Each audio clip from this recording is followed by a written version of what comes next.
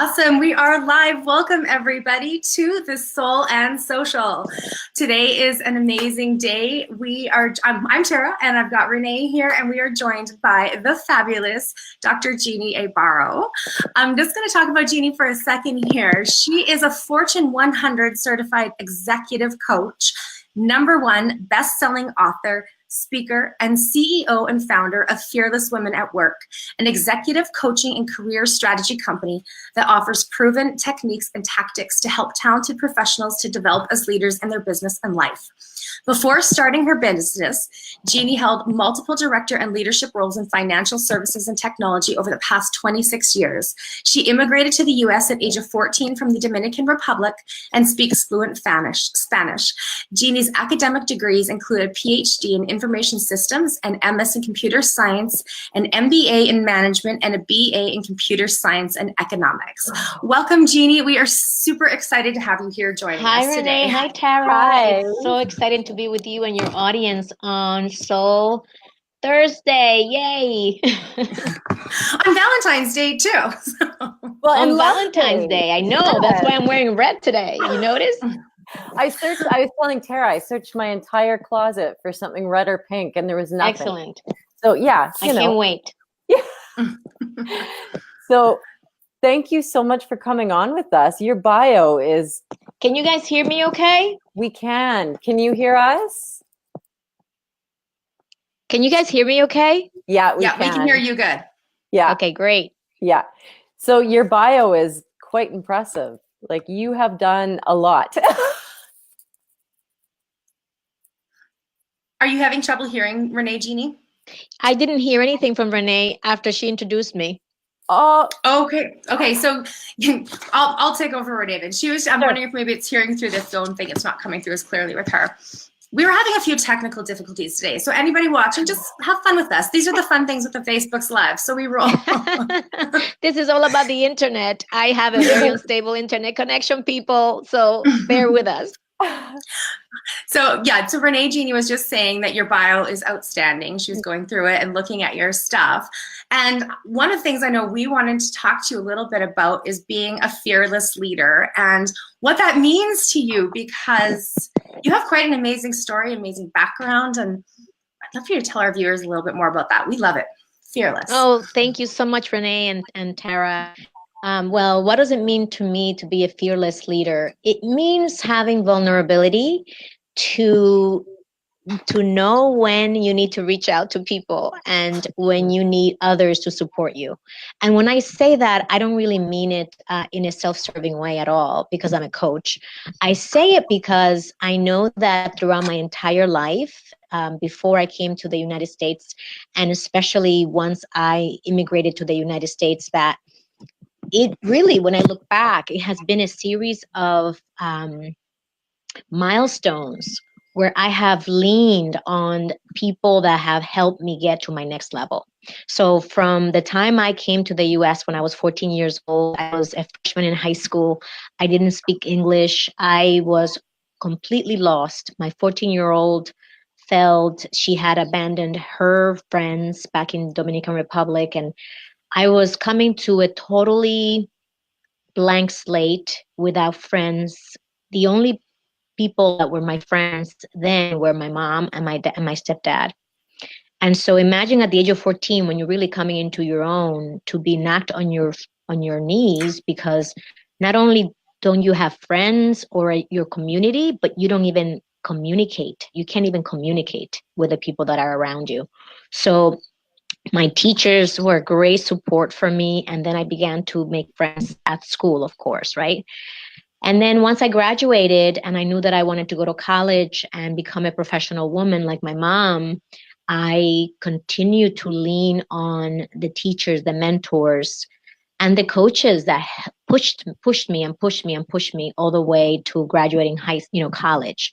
Mm-hmm. And then I started working full time, and then I had wonderful bosses and managers that supported my career and who supported the life as it was happening to me while working full time. So I went to school at nights once I began working full time to get my master's degrees.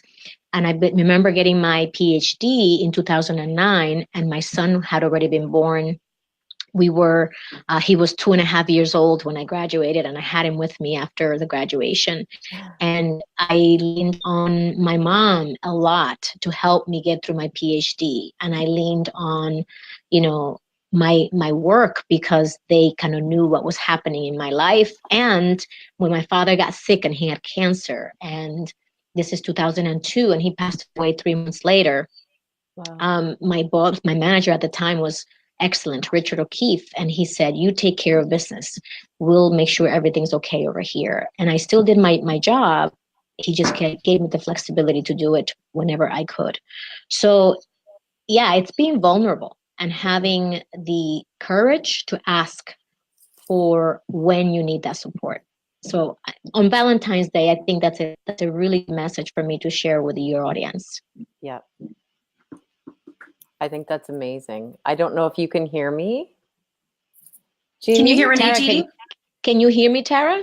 I can hear you good, Ginny. Yeah. Yeah. Okay, great. Yeah. So maybe can you Tara, hear Renee? I can hear you, Tara, but I can't hear Renee. Okay, so maybe Tara, you can talk to this a little bit. But I know as a mom, asking for help is one of the hardest things. So how, for other Can you moms, guys hear me at all? I yeah, can. we can. Yeah. I can hear you. Yeah. Okay, because I'm not hearing anyone speak. Oh no. Here, let me try this, and maybe you can hear Renee then. Because I can hear you, Tara, but that's all I can hear you when you speak. Let's try this. Okay, now can you hear Renee? Hi. Yes. Okay. So I love what you said. That was like, your story is so inspiring. And I think, as a mother and a woman, I think one of the hardest things for us to do is to ask for help. Like it seems like we would be more natural at it than a man per se. But I think it's so hard to be vulnerable because it just is. So what advice do you have for women out there who just asking for the help is more than what they can even wrap their brains around? Well, what I would say about that, Renee, is that we need to have self-awareness. Mm-hmm. And that's the first step. And then once we do, and we realize that we can truly use help, is to just take micro steps, mm-hmm. right? Because we're not going to go from doing nothing to doing it all the time. Yeah. So once you realize, I could really use support in this particular area, who are the people who can support me? Mm-hmm. The micro step would just be to ask one person for the one little thing. Yeah. And that usually starts at home. If you have a significant other, just stating what you need. Because many times, and maybe you can relate to this, we assume that people should know to mm-hmm. help us, right? Like, oh, but they see me struggling. Shouldn't they just offer it? Yeah. Well, and I know for myself, it wasn't until I went through a separation that I actually was in a position where I had to allow others to help me. And you realize it's such a gift to allow others to help you just as much as it is to give the help. So, exactly. You are very right in the self-awareness comment. And I love the way you put that. Yeah, it really starts with us being self-aware of it. And that's part of our emotional intelligence. Mm-hmm. To have the self-awareness, to then have the self-management, then the social awareness, and then the relationship management. So it's all like one ladder, just everything built on each other. Mm-hmm. Self-awareness, self-management, social awareness, and relationship management. I love that. Well, and it's funny. Awareness is such a big thing. I was just at a conference this last weekend, and it was one of the things that kept getting brought up. And it's so true. When you're not aware of something, it's hard to make any changes or transitions. But mm-hmm. as you said, I find for myself, the more in alignment I get, and the more I put attention to my own self, those awarenesses start to pop up a little bit more, and then at least you can take action on them, or mm-hmm. at least recognize that they're there, and then start to shift it. Precisely. Well, and I know with even the, you know, the self-awareness, the self-sabotage that, I mean, everybody does it, but within that, we do self-sabotage so much, and we don't generally realize how much we do it until, like Tara said, and you said, until you become aware of it. And, you know, Exactly. what's your recommendation on the best way to shift that? Because I think that's what stands in the way for most of us of where we are and where we want to be. Yeah, absolutely. So I think, I would say self-awareness can be developed by noticing our emotions. So if you notice you're not in a good space, you're negative or you're anxious, depressed, overwhelmed, those are signs that things are not going your way necessarily. Mm-hmm. So when that's the case, if you at least focus on how you're feeling, I think we can all acknowledge how we feel, right? Yeah. Like I'm feeling happy, I'm feeling down, I'm feeling up. So at least let's go with that. If we try to notice how we're feeling every day, that could begin to help us hone in and develop our self-awareness. And the self-sabotage is also a symptom that we see, where let's say beginning of the year is January, you want to start going to the gym because you want to lose a few pounds or you want to feel stronger or have more energy. And you realize, wow, it's already February 14th and I haven't been to the gym once. Right? So let's just notice what is actually happening. And that noticing is self-awareness. And then we can continue and ask ourselves the following question, which is, okay, so I'm feeling this way or I'm acting this way. Is this what I want? And if the answer is no, then that is the whole gateway to what can I do about it?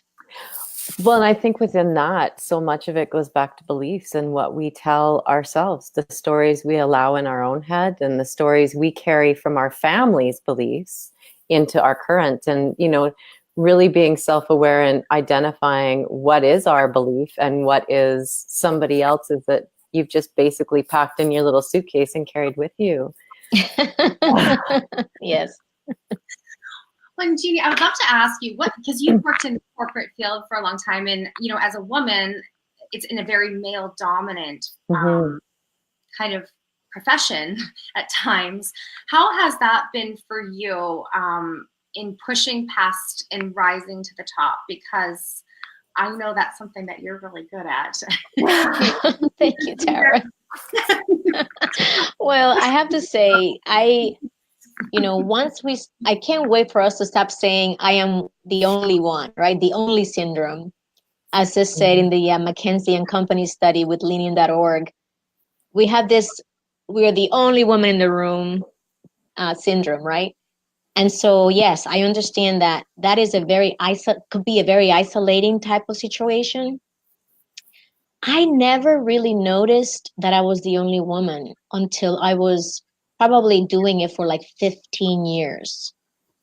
And that's when I looked around and I said, wow, I am the only woman in the room. I am the only Hispanic in the room. It just really kind of hit me. And the reason why it hit me is because I was not feeling good. And that's when I went back to, okay, what is the feeling? And so I noticed that I wasn't being truly me, to Renee's point about there's stuff we carry. Well, when I joined the workforce, I mimicked what I saw. And because I was surrounded by men mostly, I kind of adapted a male leadership style because I felt that was my pathway to success. And so in the process, I wasn't bringing all of me in. And after doing that for 15 years, I was like, it was really weighing on me. So what happened then is that I really began to look inward and began to explore what does being me and having my own leadership style look like. And that's where everything came together. And I began, my son was born and I wanted to be my best self for him and ultimately for me too, for my own fulfillment, for my own happiness. even for my effectiveness as a leader. So that's why I wrote the book, Fearless Women at Work, and I talk about what we can do today while we wait for institutions to fix themselves of gender bias and all the other inequalities and injustices that are happening in the workplace. What if we just take charge and own it and go at it from the inside out? Because I think it is an inside job. We need to start with ourselves and then we expand outward. And so for me, being in that environment meant that I was no longer going to be the old way. I was going to do it my way. And ultimately, when I had to make a decision to stay, continue on that path, or switch gears and now help leaders get to where I am in terms of my own self-leadership and removing all the ceilings, whether glass ceilings, cement ceilings, whatever you call them, I started my own company and now I am my CEO. And so I get to call the shots. I get to set my schedule for my son and myself. And I get to make my work as flexible as I need it to be for it to work for me, which is where women are suffering, right? Because we don't have that luxury in many workplaces where we need to wake up and go to a job to an institution or an organization. And that's what I'm really working to repair. And that's my big why, to help organizations create those inclusive workplaces so that we can all bring our talents to the table, regardless of our gender, our ethnicity, or backgrounds. And it's a big job, I know. And luckily, I have a lot of energy.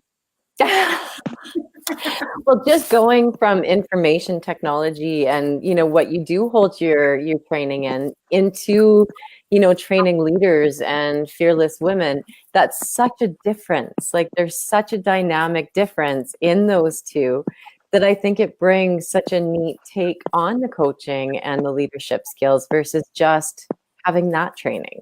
Does that make sense? Oh, absolutely. Oh, and you know, it's funny because I have a client who the other day said to me, you know, she's in financial services and she's been working for a long time. And she said, I asked her if she would consider doing what she does, but in a different context. And she said, but then that means I'm throwing everything away, everything that I worked so hard for. And I'm sure that I didn't get my point across as clearly as I wanted to. But for me, I switched career paths, meaning that I'm not managing technology projects anymore. But I feel that all that experience that I gleaned from being in the technology world for over 25 years is what I'm using today to truly understand my clients. So being in the corporate world, being surrounded by men, having the leadership challenges that you have regardless of gender, and just having that experience of being in the team dynamics and the power struggles and having to communicate and collaborate with people across the entire company, all of those skill sets I use every single day in my coaching. Yeah. And so a lot of my clients happen to be in financial services and technology, but also in pharmaceuticals, oil and field services, and HVAC and retail. So my clients are all over the place because I have a context from which to understand their challenges and how to help them strategize to navigate those murky waters.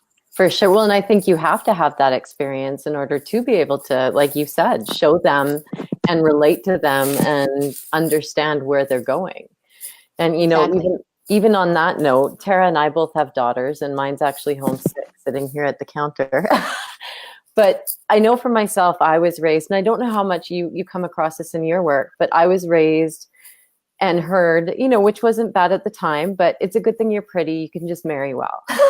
There was no push to really push me to go into post-secondary or to be a leader. That just never crossed my mind.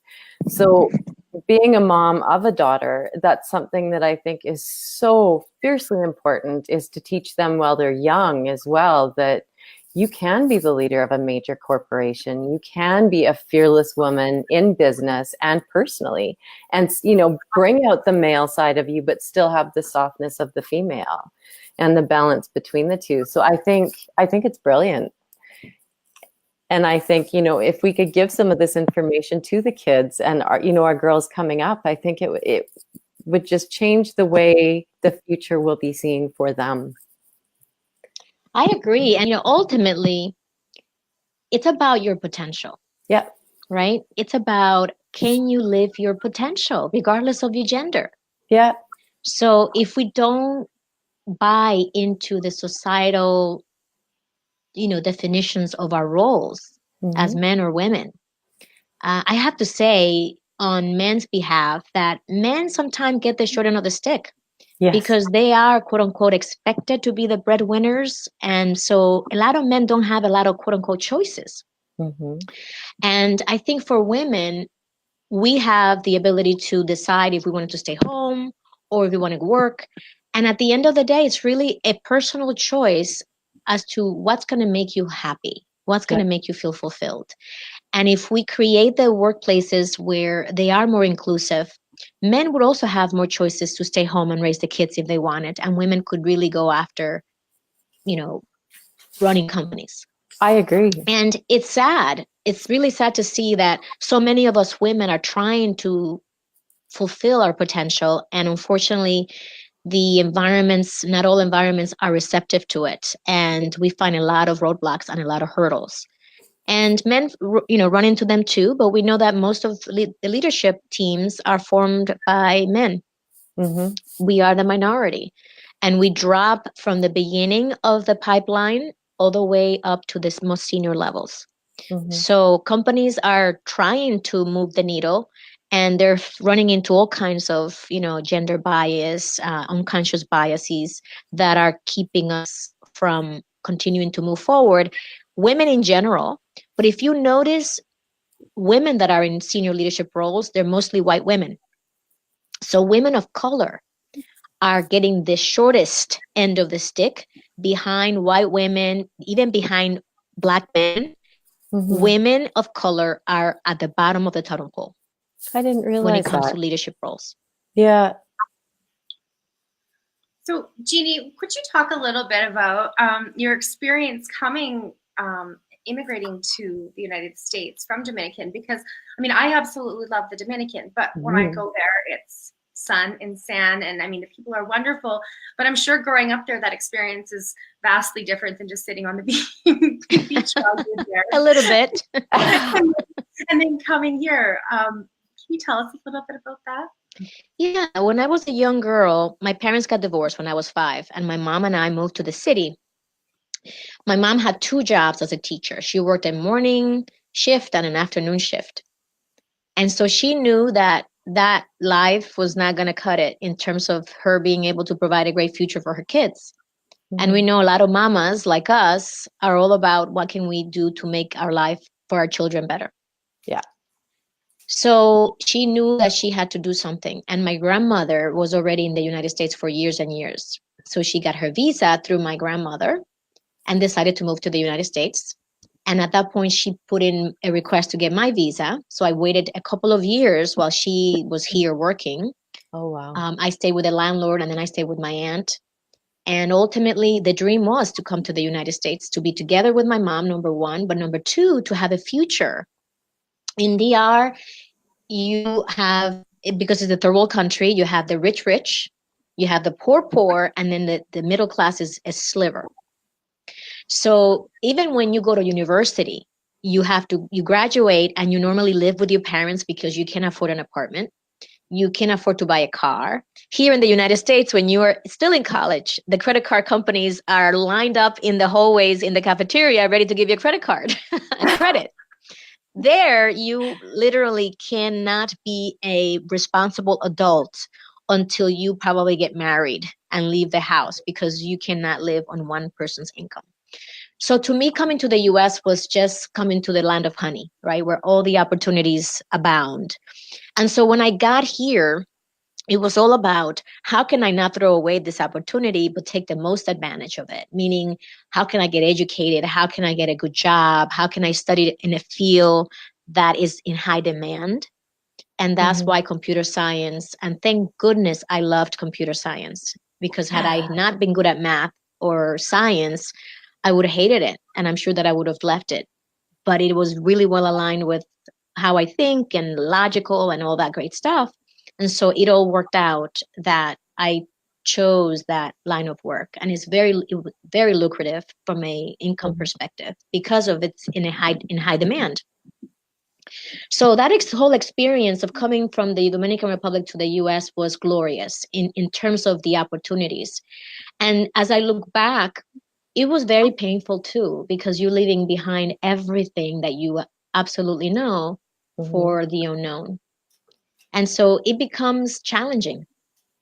And you just, I come from a family where we put our head down and we work. And that was the work ethic that my mom instilled in me and that my grandfather instilled in her. And so it's been passed down from generation to generation. And it's all about, where am I now? Where do I want to be? What's that gap? And what do I need to pivot? How do I need to pivot to fill that gap? And ironically, that's what I do with my clients today. I help them to do exactly what I've been doing over and over again. I love it. And Ginny, can you tell us a little bit about meditation and mindset practices that perhaps that you use and incorporate into your life on a regular basis? Because that's something that I like to talk about. I know Renee's an advocate for that as well. And I have a sneaking suspicion that those things are in your day-to-day routines. Yeah, well, your suspicion is right, Tara. So part of the inner work that I was talking about before, that inside job, is connecting to ourselves. So Renee was asking about the self-sabotage and how do we stop it and things like that. We need to connect. And part of noticing your emotions and part of noticing your behavior is connecting. Yeah. So connecting without slowing down is almost impossible to do. We need to be able to slow everything up so we can say, what am I feeling? How am I behaving? And is it working? So I equate meditation to taking a glass of water that's filled with debris. And imagine the debris is just swirling around. And when you put that glass down and just watch it, all the debris eventually sets down to the bottom. That's exactly and the analogy of how we are. We're constantly spinning plates all at the same time, doing 3-4 things at once, taking care of the kids, the family, the bills, the car, the da-da-da-da-da, right? Always something going on.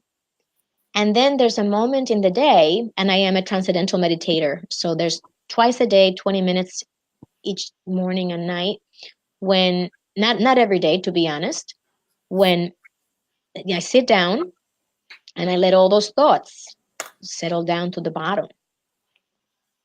And it's in that space that we create for ourselves that we get to connect. And today on Valentine's, connecting to our self-love, which includes a lot of self-compassion, to just be with where you are right now, accepting yourself and all your parts. And I know sometimes we just want to acknowledge the good parts. We don't want to acknowledge the parts that are impatient or feeling anxious or angry or upset. But those are all parts of who we are. And without those parts, we wouldn't be who we are. So I know it sounds philosophical, but at the end of the day, it's really about being kind to ourselves. And it is in that meditative state that we can almost, some people call it praying, but when we can connect to our true wisdom, our true knowing, our truth, and from that comes confidence. Because we understand that, I have everything that I need today. Everything that I need. My job in this lifetime is to peel away the layers so that I can get to my magnificent self. But my magnificent self is within me. It's not about I need to be reborn in order to be a good person. Yes. We all have good parts. We all have bad parts. And even in saying that, I feel the judgment.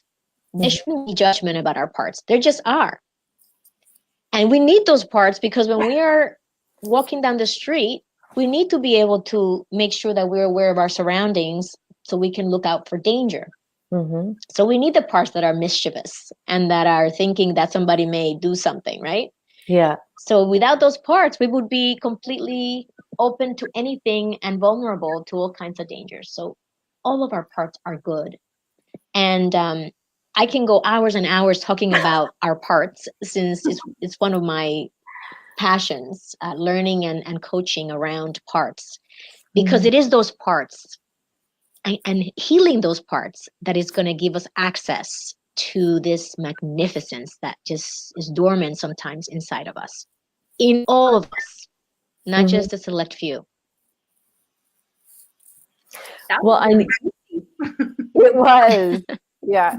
It's funny. I was reading one article the other day about sitting down with your 7-year-old self and running through all the things and running through a forgiveness of, like, basically through a guided meditation with a forgiveness to, the people in your life when you were younger, for the stories you were told and the parts you were told back then and the parts you are now because of that, and finding forgiveness and release through a meditation with your 7-year-old self. And I kind of loved it. Yes, as a matter of fact, the pathway to that magnificent being inside of us is our inner childs that are wounded. So when we work with people who know what they're doing to unburden those parts that are in pain and that want to be heard and listened to, and they want you to know their story, because sometimes we shove them down to our feet. We forget that they even existed. We don't want to remember those painful memories. But in the meantime, they're wounded and they're not able to let us move forward the way that we can.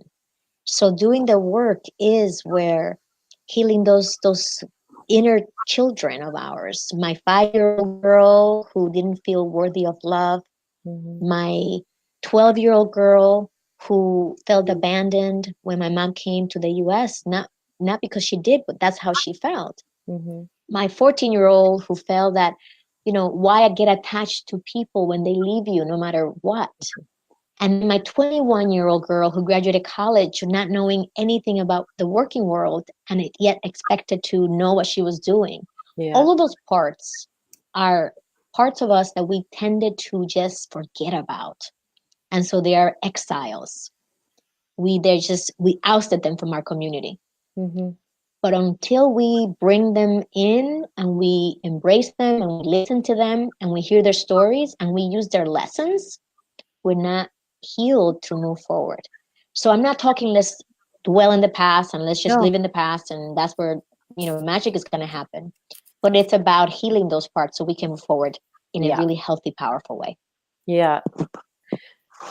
I'll let you ask, Tara. I love that. I'll give her the floor. Well, I wanted to talk a little bit about your book because you have a #1 best-selling book, Fearless Women at Work, and it's amazing. So you can find that book on Amazon, right?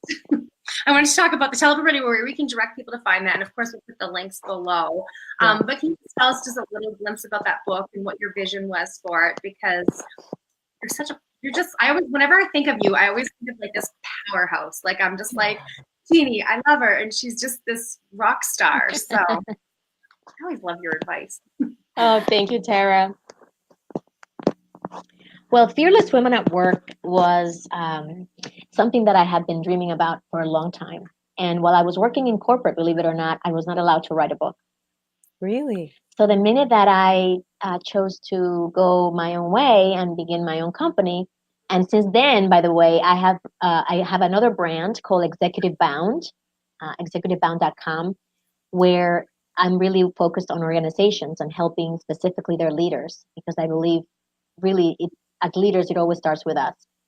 So Fearless Women at Work is focused on working with women who are leaders who want to go to their next level in leadership. And Executive Bound is more focused on working with organizations and the leadership team. So when I left corporate and I started my own business, it was the perfect opportunity for me to write my book. And what I did was I really looked at what have I done in the past more than 15 years to get to where I am today. Mm-hmm. So the book is titled Fearless Women at Work, 5 Powerful Strategies to Thrive in Your Career and Life.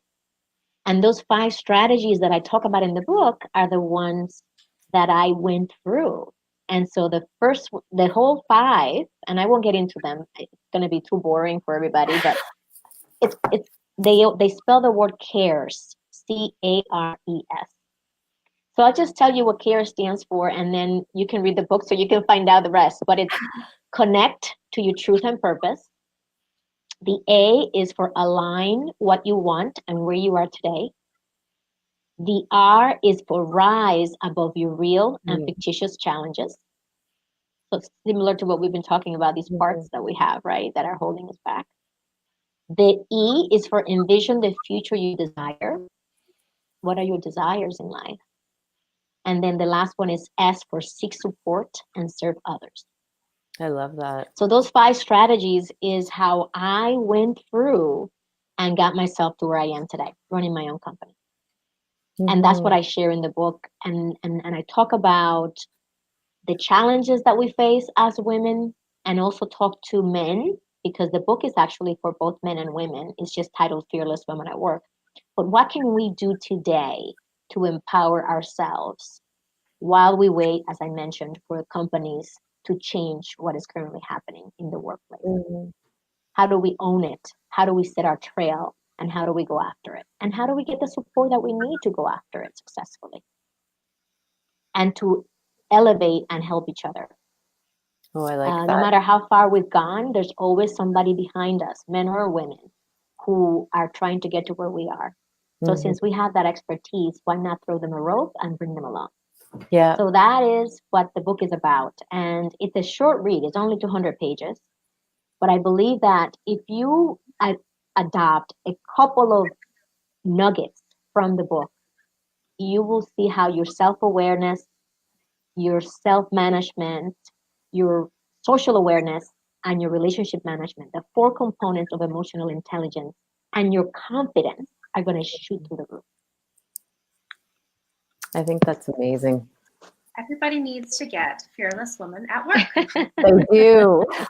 Well, absolutely post below the links to where you can find Ginny's amazing book. Yes, you can find it on Amazon.com.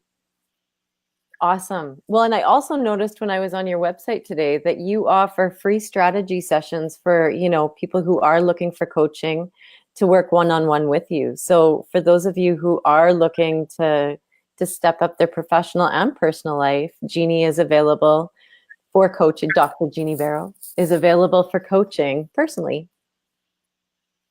Yeah, so what I do is, I only have so many hours in the day. So I realized that in order for me to be the most effective with my clients, the best way is for me to understand their situation and assess whether or not I can help them.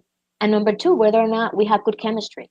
Mm-hmm. And if I sense that we have all those components in place, then that's the only way that I would really go into here's what I do and here's what I do it. So I have limited spots, and I do have the complementary strategy sessions. So if you are a woman or a man who is in a role that you are looking to ascend, get to your next level, in your business or in life, because I know that both are intertwined. It's very hard to take one without the other. Our work impacts our home, and our home impacts our work. Mm-hmm. So I set up the complementary strategy sessions so we can accomplish exactly that. That's awesome.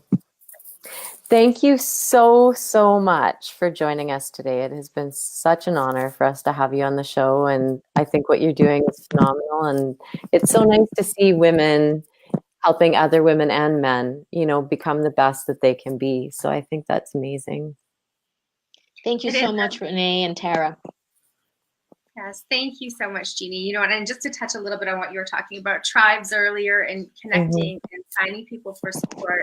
That's one of the things I love, and how I've got to know Ginny is, through a tribe of ours, and I'm so honored and blessed that I know You always have been such a wonderful role model for me. So it's an honor to have you on the show today. I really appreciate Thank you, it. Tara, and it's always lovely to connect with you. Thank you so much. And for those of you who are watching, you'll be able to find the links down below to Dr. Baro's book and her website and her websites, and find more information on her. So thank you so much for watching from us at Soul and Social. Happy Valentine's Day. Happy Love Day. And like Dr. Baro has said, find a little love for yourself within you today. So love us, Yay. share us, and comment below. We'd love to hear from you. All right, we'll see you. Happy Valentine's Day. Happy Valentine's Day, Canada. Bye-bye. Bye.